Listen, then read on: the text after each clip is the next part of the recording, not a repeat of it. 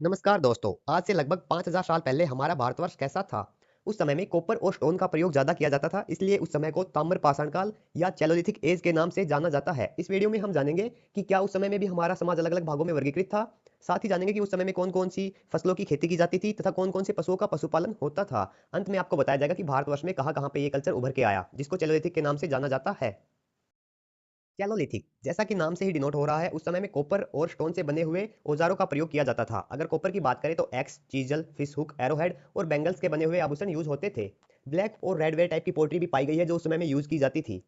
पशुपालन में mainly cow, SIP, गोट, pig, buffalo और कैमल्स का प्रयोग किया जाता था। एग्रीकल्चर में wheat, rice, bajra, black gram, green gram, cotton and grass भी उगाए जाते थे। ब्रंट ब्रिक, थेस्ट हाउस और मड हाउस जैसे घर भी पाए गए हैं। साथ ही वहां पे कब्र भी मिली है जिनमें कॉपर से बने हुए आभूषण एक घड़े में भरे हुए मिले हैं, जिससे डिनोट हो रहा है कि उस समय पे समाज में इनइक्वालिटी भी पाई जाती थी। कैरोलाइन स्टेटाइट और क्वाद से बने हुए आभूषणों का प्रयोग किया जाता था। उस समय में स्पाइनल व्हील का भी प्रयोग मिला है। इसका मतलब लोग कपड़ों का भी प्रयोग करते थे सर्दी और गर्मी से बचने के लिए।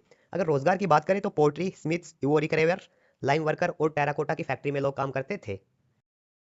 भारतवर्ष में इस कल्चर को अलग अलग जगह पे अलग अलग नाम दिया गया है। जोरवे, दाइमाबाद, नवासा और इनेमगांव जो कि महाराष्ट्र में स्थित है, जोरवे कल्चर के नाम से जाना गया। ये भी चैलोलिथिक एज के ही अंडर आता है। अहर, गिल्ड और ज्ञानेश्वर जो कि कॉपर यानी तांबे के मुख्य स्रोत होते थे उस समय में, चैलोलिथिक एज के ही अंडर आते हैं। कोल्डिवा एंड चिरांद ब्लैक और रेड वेयर का हब जाना जाता था उस समय में, चैलोलिथिक एज के ही अंडर आता है ये भी।